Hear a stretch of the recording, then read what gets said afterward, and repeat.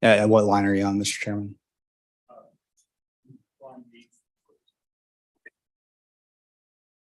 Right, so that sub account A on line 11 is the current FMR account. That's a reference to the FMR account. That's a current FMR account. And then the severance tax distribution account on 39-14-801, that's a severance tax account. So that's a statutory reference for those two accounts.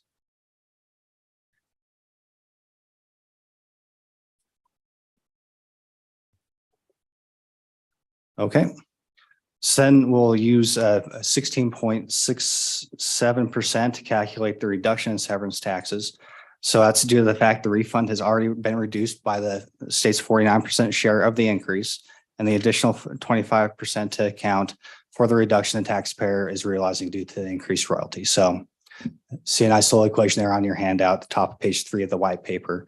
That's, take 6.3 average severance tax account rate divided by 49% as 75% 49%, and that ends up being 16.67. So the last step is making ad valorem whole. We haven't got to that yet. This is more complicated, requires interaction with local government and the Department of Revenue.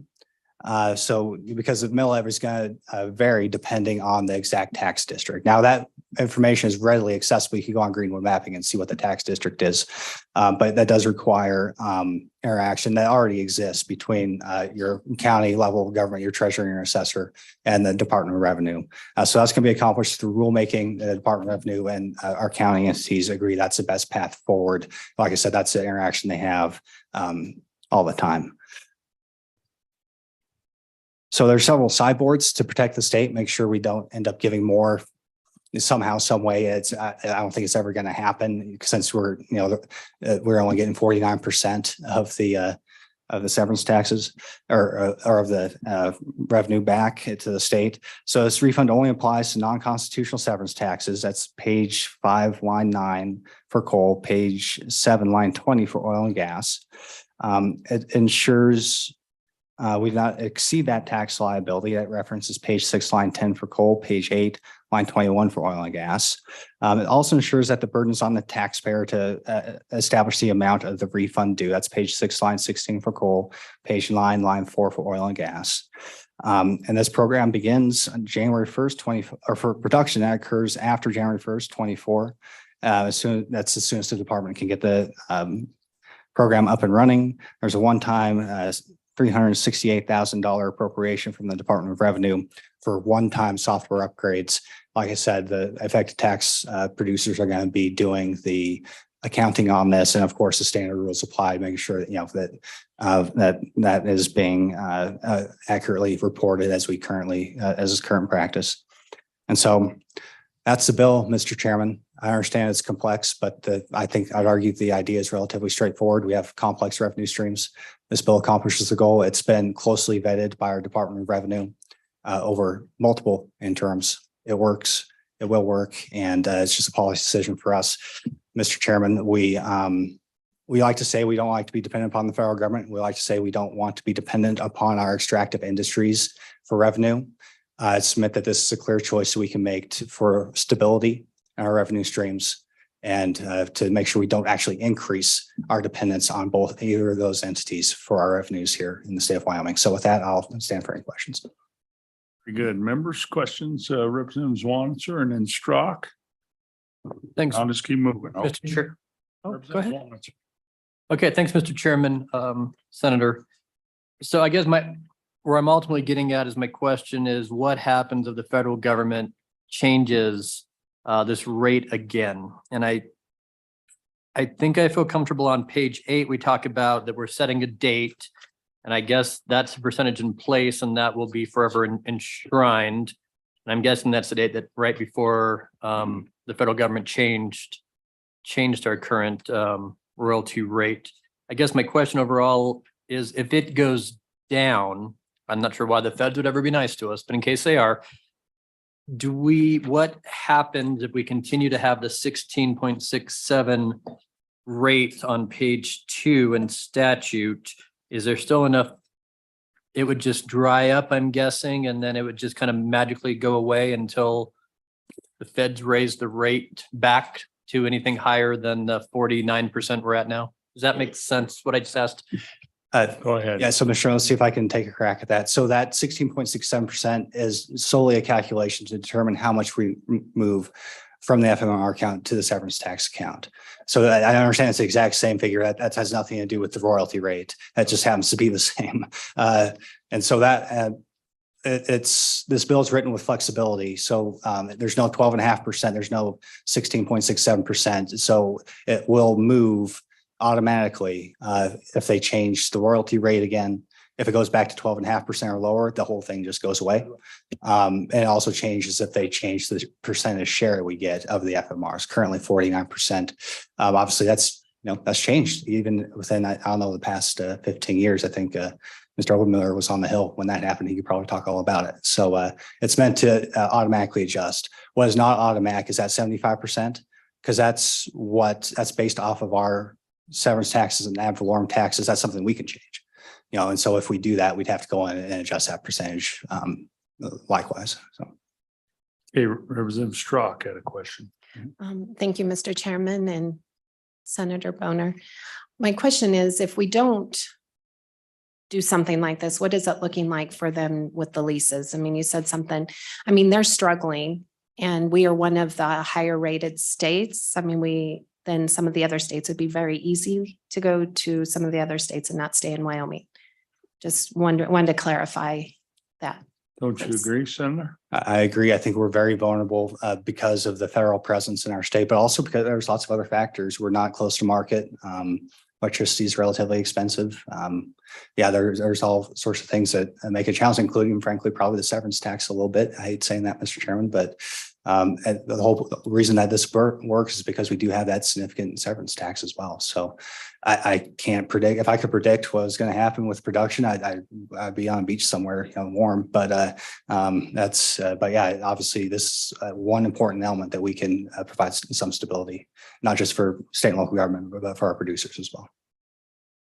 Okay, any questions here? I'm going to move down here. Any questions, anybody? Do you ever? Okay. Anything else to tell us? No, Mr. Chairman, I think that covers it. I'll stand by. My question. So on federal mineral royalties are used by industry as a deduction against our severance and state property or ad valorem tax. So when we return this 75% in a refund, do they still get the full 100% tax? The difference between 12% and 16%, do they still get to deduct all that off of severance and property tax? Yes, Mr. Chairman, which is why we didn't want to mess with that part of it. That's why you see they only get 75% of that already reduced. So you're taking that original increase, you're reducing it by half, then you're reducing it even further to account for the fact that they're paying less in those other two taxes. Okay, so then the question is because they're going to get an increased deduction off a higher tax rate. And you're saying that 25% then that the state will keep off this increase covers the deduction that they would be paying in property and severance tax. Yes, Mr. Chairman, we use that 25% to distribute to those other revenue streams to make them whole. And that's the number, 75-25. Yes, sir. That covers. So it's not a double benefit, not getting a deduction and a refund. No, sir. No, well, we reduce the refund based off of what has already been reduced. Yeah. Okay, very good. Okay, thank you. We're going to go to the Department of Revenue next. If you have some comments or thank you, Senator. And you can just move over. There's two here and the three of you can just sit there and that'd be great. Thank you. And Director, welcome. Guys, please introduce yourself for the record. Thanks for being here. Chairman Harshman, Brenda Hinson, Director of the Department of Revenue. And with me today is Craig Grenvik, the Mineral Tax Division Administrator. And Senator Boner's correct in that we have worked with him on this bill and pros, cons of different approaches.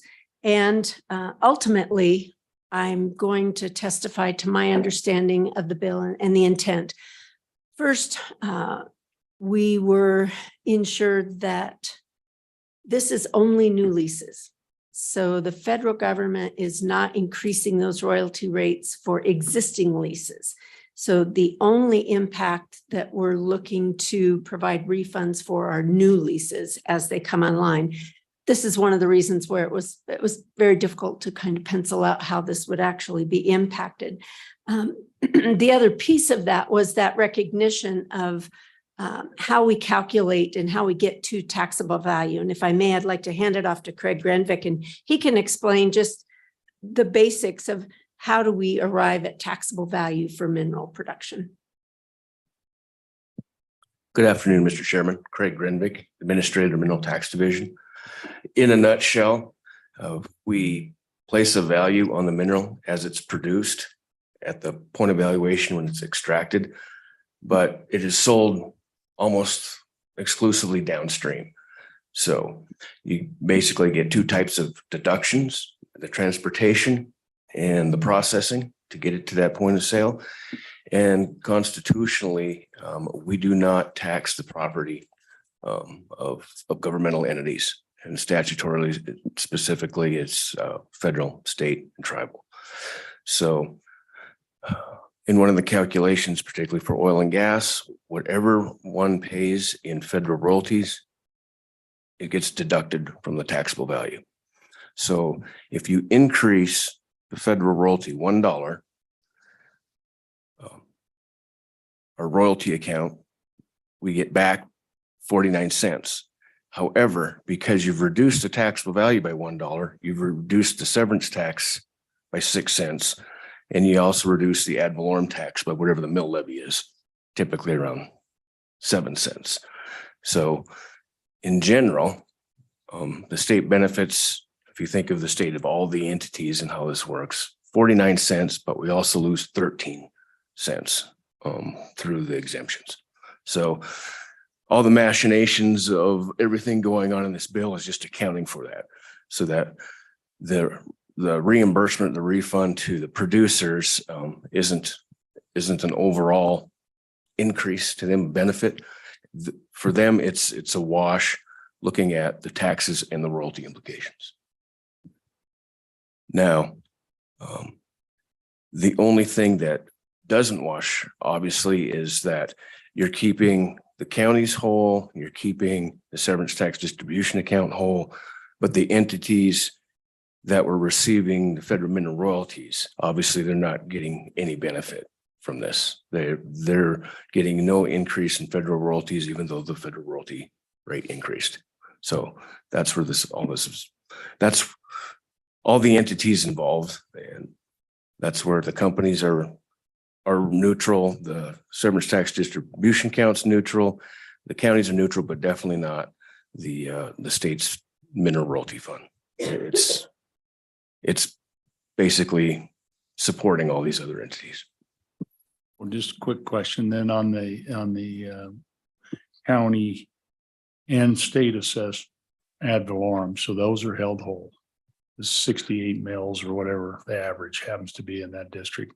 Mr. Chairman, that's correct. All mills are, okay, so when I'm taking your notes, Mr. Grenvik, so the state benefits 49 cents, you said. And then, but then we're going to take out of that 49, we're going to give 6 cents and 7 cents back to 13 cents back to the locals or to hold harmless. And then basically the other 36 cents goes back to the producer. Mr. Chairman, that's correct. Yeah. Okay, Mr. Chairman, if I may. Go ahead. Director. Everything is self-reported. You may find it in, why is it that the taxpayer is the one that's responsible in this bill for determining what the amount of the refund is? Well, that's because we don't have access to that information. Keep in mind, we are a self-reporting state. They basically, the companies make that calculation to get to taxable value. We aren't making that calculation. And so this bill requires them to tell us how much they paid in additional in federal mineral royalties, because we don't have that information. The only time that type of detailed information is accessible to the state of Wyoming is through the Department of Audit. when the Department of Audit actually goes and insures. And so this would be another piece when the Department of Audit is going out. Let's say a producer applied for the refund, that would be something that they would verify. Yes, in fact, they did pay that additional federal mineral royalty and ensure that those calculations were accurate. But this is the reason for the $368,000 programming fee is this is totally a new process. I did want to mention on page 10, line 13, there's a reporting requirement for the Department of Revenue, and that line states beginning September 1 of 2024. And I would ask that the committee amend that to 25 because the producer has until June of the year following the year of production to apply. So we won't have anything since this is focused in begins on 2024 production. They won't even have applied until that June time period in 2025. So we would then be able to provide the committee with a report in September of 25. With that, I believe I've covered all of the components, but happy to answer questions. I have a question on. You guys did much of that? Or- Mr. Chairman, just for clarification, we only did the fiscal note related to the programming. We didn't do the remainder. of the Okay, so fiscal these are note. LSO assumptions on the back. Okay, I won't ask you about those. Then. Okay, any other? Senator Boner, go ahead. Yeah, Mr. Chair, I just point out with the LSO portion of the fiscal note, they, for whatever reason, did not calculate the increased FMRs the state would be receiving. So you only see one half the equation there. I want to make that very clear. Okay, since we're on the last page, this is these assumptions, and I just looked down at the bottom. You know, Department of Revenue's estimation model, LSO projects annual decrease in future revenues could eventually reach 120 million, assuming future oil and natural gas production price remain at levels currently forecasted through calendar year or in calendar year 28. And current oil and natural gas leases are replaced by future leases at the higher royalty rate. So that's the projection that we keep on like what we're doing, I guess. But I guess there's no question. I just wanted to draw that attention. You didn't come up with that. That was our LSO folks. Okay. Any other questions? Representative Swanson. Thanks, Mr. Chairman, Director Henson. So question on what's publicly available information you were discussing. If you do these refunds, is that a publicly a FOIA request number that people could get? I'm just making sure there's not like an industry secret about how much production is and what they're paying. And if they're having to self-report for the refund, then it's public information, how much their refund is. You can back calculate that. Is there any concern there? Mr. Chairman, Representative Swanitzer, I believe that the report that we would be providing would be an aggregate. It would just be a total amount of the refund, so it wouldn't be to the detailed level. Any information that's provided by the taxpayer is held confidential by the Department of Revenue, but recognizing that I would not anticipate unless the body tells us that it needs to be to that detail.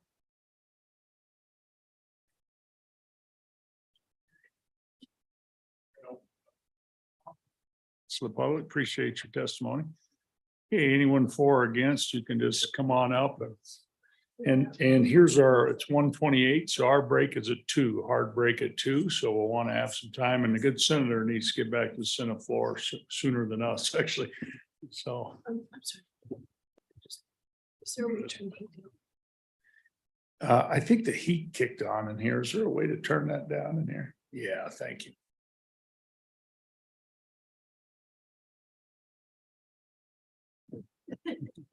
I cranked that up a little bit for you, Mr. Chairman. Thank you. We'll take that into account. Appreciate it. Thank you. Good Go ahead and introduce yourself. Welcome. afternoon, Mr. Chairman. Pete Obermuehl with the Petroleum Association of Wyoming. Mr. Chairman, first of all, I just want to say this might be what you would call a teachable moment. We're here at the end of budget week where everyone is mad at each other. And quite literally, Senator Boner and I were just on opposite sides of the budget amendment, just not 15 minutes ago. And then we walked down here together and we're on the same side. And that's the way it rolls here in this body and it's a good reminder about how to conduct. Anyway, Mr. Chairman, thanks for that indulgence. I just appreciate the senator because he, with very little help, put this together.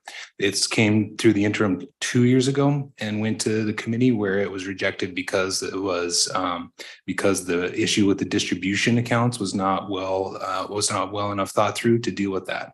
And Senator Boner, with very little help, other than with the department, of course, put this together and solve those problems. So really, Mr. Chairman, what it does is it asks this committee to this policy question.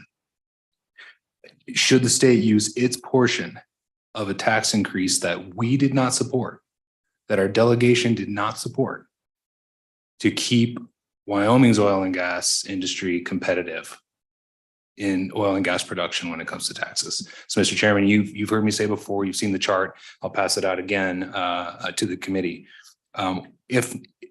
If not the most expensive, Wyoming is among the most expensive states in terms of its tax obligations on oil and gas. More than double of Colorado, nearly 3 times New Mexico. And that's just looking at the state tax obligation on oil and gas. That doesn't include what we pay to the federal government. So you add federal government onto that, and then you're talking about moving us even further as it relates to North Dakota, Oklahoma, Texas, private land states that don't have to do what we have to do as it relates to taxation.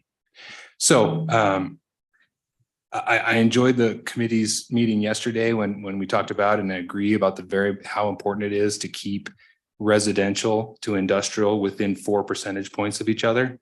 That's great. Minerals is 88 points above that. Okay, so here comes Senator Boner with a bill, a pretty small bill, complicated because of our complicated distribution system, but a small bill to help keep us competitive. That one keeps the state whole. Everybody who got FMRs previously gets the same that they were always getting. In contrast to what Mr. Grenvik said about companies being held neutral, companies are not being held neutral. What this bill does is it allows for a partial refund on half of the tax increase that we have just been subjected to by the Inflation Reduction Act. So we're only talking about the state share side. And so, Mr. Chairman, let me just tell you what that looks like for 1 second. If you had to pay royalties, essentially $5 million of value at 12.5% royalties, Wyoming, that's $625,000 for the feds. Wyoming would get about $306,000. Increase that to 6.67, which is what the Inflation Reduction Act did that we all opposed. And now Wyoming receives, that's a total of $835,000. Wyoming receives $409,000. That's a delta of $102,900. That's the difference. And then my companies would be eligible for a $72,000 refund on that after having just paid $835,000.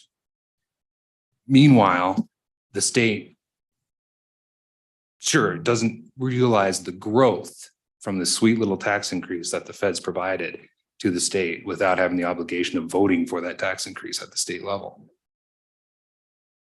But at the end of the day, it holds that harmless, Mr. Chairman. So I view it as an issue of fairness. I view it as an issue of competitiveness. And it certainly isn't sky is falling in return with respect to revenue for all the all the folks that receive revenue. Really no change for them as the department had indicated. But it is important for those of us who operate on federal lands, of which about 74% of all minerals in Wyoming is produced off federal lands. Mr. Chairman, I appreciate you took a look at this bill, and I really appreciate the senator working really hard to figure out how to make it work where everyone is held as harmless as possible.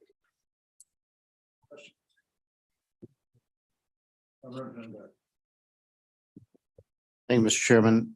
Thank you, Mr. Obermueller, for being here. And I appreciate that description. You really kind of drilled it down for me and made it understandable. So we've been talking about leases a lot lately. And now we're talking about the competitiveness of this state versus another state. And 74% of our stuff is federally leased. So with the picture that we have today with this administration, does this really make us more competitive, this small refund? Or, I mean, how does it play out with the competition we have for leases? And maybe it does based on leases that are already in place. Just kind of give me a picture of that if you could. Mr. O'Malley. Thank you, Mr. Chairman. Representative Bear, appreciate the question. And from a tax perspective, it tries to hold us harmless as among the most, if not the most expensive tax state. As it relates to federal lands writ large versus private lands, that's a problem that Uncle Sam handed to us a long time ago, and we're going to deal with it. And our kids are going to deal with it, and our grandkids are going to deal with it because that's just what we've been handed. So, unfortunately, on the federal land side, it doesn't help. But your question does recall that there are lots of other things in the Inflation Reduction Act other than the royalty rate increase. New fees on to even express interest, new increased annual rentals, new fees, increasing the minimum fee on bids. All that stuff is also shared with the state, not captured with this bill. So in terms of increased revenue to the state from what the IRA did, that's happening nonetheless, despite this, from all those other things. Okay, very good. Representative Storr, question. Thank you, Mr. Chairman. Mr. Obermueller, can you tell me how much inflation in 2022 was related to energy prices? Mr. Chairman, no, I can't. Thank you. Follow up. And I guess I'm just trying to understand the timing of this, and I appreciate the bringer of the bill, but I'm also, are you aware that Shell, a big operator here in Wyoming, had its largest profits in its 115-year history last year as well? Mr. Chairman, Representative Storr, Shell does not operate in Wyoming. Not currently? All right, but I believe BP does. Oh, Mr. Chairman, sorry. Mr. Chairman. Thank you, Mr. Chairman. BP does not operate in Wyoming. All right, so, Mr. Chairman, sorry.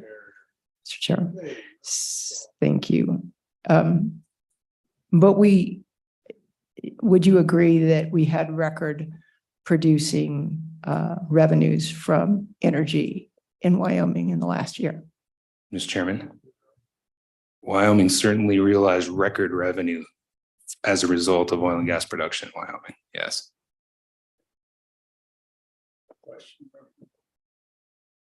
Thank you, Mr. Chairman, and thank you, Mr. Obermueller. But to the last questions, regardless, even in a way that would even exacerbate it, am I correct in saying this? Because if if we're 3 times as high taxing for New Mexico, then that goes to your argument that in order to be competitive, we need to keep you competitive by not taxing, regardless of if the oil and gas prices are doing well.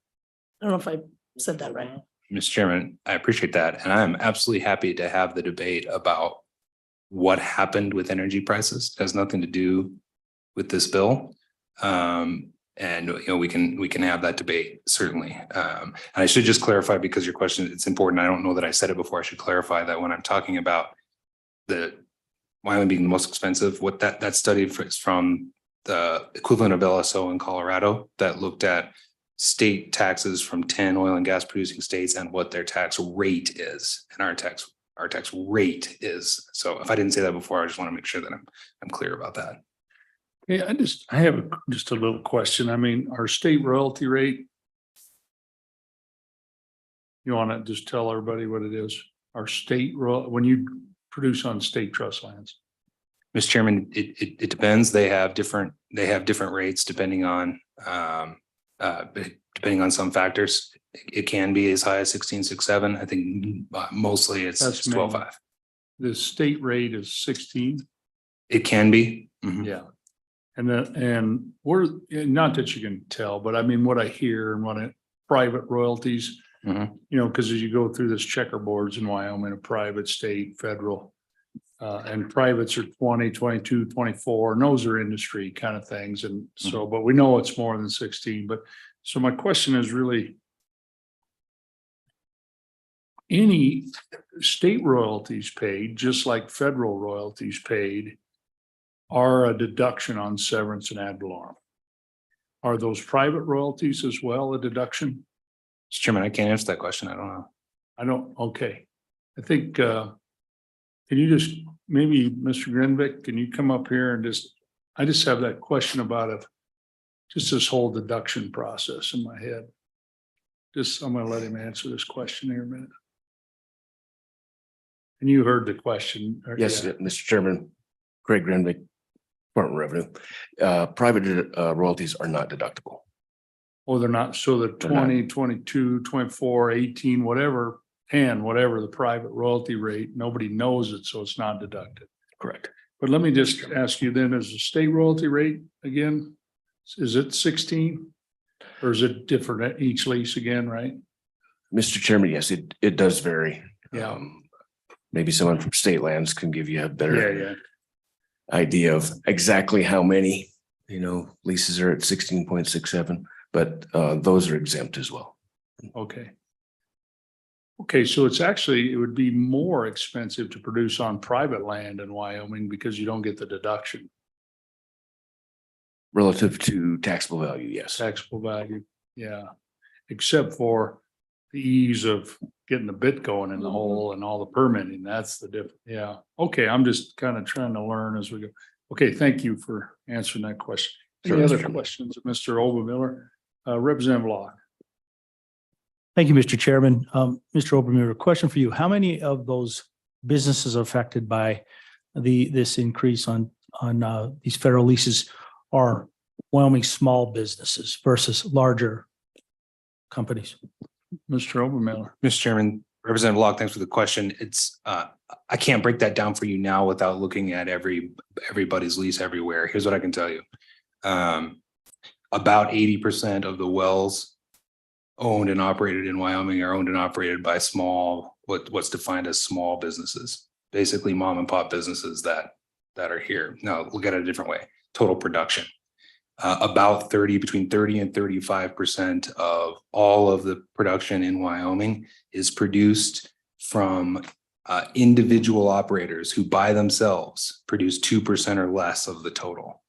It's over 400 small companies, mom and pop companies, some of whom are turning a crank by hand to produce a barrel.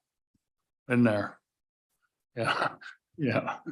Know what that's all about. Okay, any other questions, Representative Storr? Thank you, Mr. Chairman. My understanding is severance tax is about severing that entity, the value of that entity on a one-time basis. Is that correct? Mr. Chairman, Representative Storr, that is the concept, yeah. Thank you. Follow up, Mr. Chair, Mr. Obermuller. So please tell me the history of what the severance tax has been in Wyoming over the last 10, 15 years. Mr. Chairman, I don't want to get, now let me just say it's 143 and this is about FMRs, but I want you to go ahead quick. well, Mr. Chairman, I'm unsure about the question. The Yeah. history you mean in terms of Well- how much has been raised from that or Representative Storr. Thank you, Mr. Chairman. I'm just trying to remember what the rate has been, and I just remember that the rate was reduced fairly recently, or. Let me, I where am I got going? that. I think it's oil and gas has been at 6 for a long, long time. We did put in a price time limited bill a couple of years ago based on the price. And that has not really gone into effect because price has been pretty high. And we did lower the severance on coal. Coal's moved around more than anything. I mean, coal at one time was 13%, I think, then 8%, and most recently 7%, and we lowered it to 6.5% last year. So that's a quick answer on that. Any other questions? Anybody? Okay, thanks for being here today. Appreciate your testimony. Anybody here in the audience would like to talk on this bill? And I'd encourage brevity. 1:45. If you want to come on up, come on up.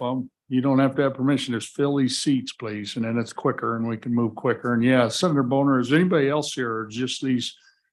If you want to testify, come sit up here, or you don't want it. Okay. Go ahead. You go first. Thank you. Thank you, Welcome. Mr. Chairman, members of the committee. I'm Robin Engelhardt Bagley with Powder River Basin Resource Council, and we are opposed to this bill. It gives away tens of millions of dollars owed to all of us as owners of this federal mineral resources back to the companies. And it would also be costly for the Department of Revenue to administer, because as we've heard, it is a $368,000 initial cost to get the program stood up. In looking at the bill's fiscal note, I have questions after reading the fiscal note and then listening to testimony today. We heard it called, that it would be revenue neutral. However, in the fiscal note, it does use that LSO did use, based on the Department of Revenue's model, that it could cost up to 120 million in total annual revenues in the future. So we have questions as to what the actual impact to the revenue would be.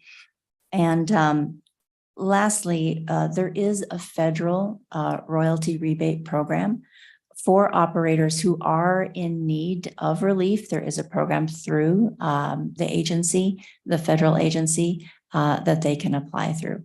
So thank you, and I'll stand for any questions. Question. Thank you, Mr. Chair. I'm sorry I missed it, but and probably things I should know. But if you would tell me who you're with again and sort of what your agency or alliance or. I apologize if I skipped that. Robin Engelhardt Bagley, Powder River Basin Resource Council. We are a Wyoming conservation organization. Hey, thank you for All right. being here. Thank you. Appreciate your Thank you, testimony. Mr. Chair. Okay, next, go ahead, please. Good afternoon, Chairman and members of the committee. My name is Elizabeth Arano, and I'm with the Wyoming Outdoor Council. We oppose this bill. You're all keenly aware Wyoming has seen numerous boom and bust cycles, and right now, gratefully, energy revenue is up. We have a surplus that we did not anticipate. When we are not as fortunate with the energy markets that studies and companies operating in Wyoming confirm are beyond our control, the millions that this bill would cost the state annually will present a funding challenge. We do not foresee the financial climate where it is prudent to reduce the funds that protect our essential services. I would refer you to the Wyoming Infrastructure Authority report of 2018, where the state studied this issue. As a state, we concluded that, quote, higher tax rates do not discourage exploration and production. It depends more on geology, end quote. The report notes that this is true even though the royalty rate on Texas state lands at the time was 25 or 50% higher than Wyoming's 16.6% on state-owned lands. Tax rates do not determine where companies drill. This refund will not determine where they drill. We have the geology. We cannot control global or even national markets. The program this bill would create is costly and burdensome to administer. The fiscal note estimates that an annual loss to the state of up to $120 million annually, plus the administrative costs. We urge you to vote no on this bill. Thank you for your time. I'll stand for questions. Any questions from Ms. Arno? Okay, thank you for being here today. Appreciate your testimony. Anyone else would like to testify on this bill? Okay, seeing none. Anybody online that signed up to, no hands raised? Okay, so we're going to close public comment. And members, what's your pleasure? House Bill 163. Been moved by Representative Oakley, second by Representative Bear. Members, let's work the bill. We're going to flip page by page. Okay, members, I've got page 2 and 3. Okay, flipping over to page 4. Page 4, the coal, page 5. And now on to oil and gas on page 7.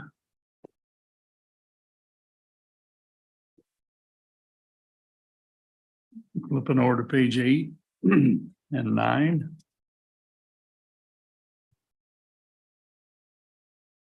Okay, on page 10, Yes. Representative Oakley. Thank you, Mr. Chair. I would move that on page 10, line 13, 2024 is amended to read 2025. Second by Representative Bear. Hey, everybody understands the motion? All those in favor say aye. Aye. Opposed? That's been adopted. Okay, Representative Zwanzer. Making a motion for discussion because I'm not sure where people are in the bill, Mr. Chairman, but I would create a section 4 after line 14, asking for a sunset on the bill for June 30th, 2031. Primarily because the fiscal note slightly bothers me, and I just want to make sure there's a check back at some point in the future for discussion purposes. Okay, Second. it's been seconded. So what year this is gonna start? I'm open to conversation. I picked 6 years after the effective date for 2031, Mr. Chairman, but if there's an amendment to give that, I'm not wed to that number. Okay. Any further discussion? Question? Question being called. All those in favor of the amendment, please say aye. Aye. Opposed? Okay, that's been adopted. Okay, any other amendments? I'd move to make that 2031, 2030. Just 5 years. Second. Second, any discussion? All those in favor say aye. Aye. Opposed? Now you went longer. Chairs, that amendment passed. That amendment passed. Okay. Are there any more amendments on page 11 and then now on to page 12? Okay, members. Section 5, but same thing. No, everybody good? Any more amendments? Okay. Question being called. We're going to take the roll on House Bill 163 as amended. Representative Bear, Aye. Representative Byron, No. Representative Locke, Aye. Representative Northrup, He's excused and I don't have a proxy. We can look in his envelope, but I know he's excused. okay, so no vote. Okay, Representative Oakley, Hi. Representative Storer, No. Representative Strock, Aye. Representative Zwanitzer, Aye. Chairman Harshman. No. Okay. The bill passes 5 ayes, 4 noes. Well, we have an excuse, so something's Oh, happened. 3 noes, I'm sorry. Okay, 5-3. Okay, very good. Okay, we'll get this re-referred to appropriations right away. Thank you, Senator Boner, for your presentation. Thank you all for attending the Revenue Committee's adjourned. Thank you.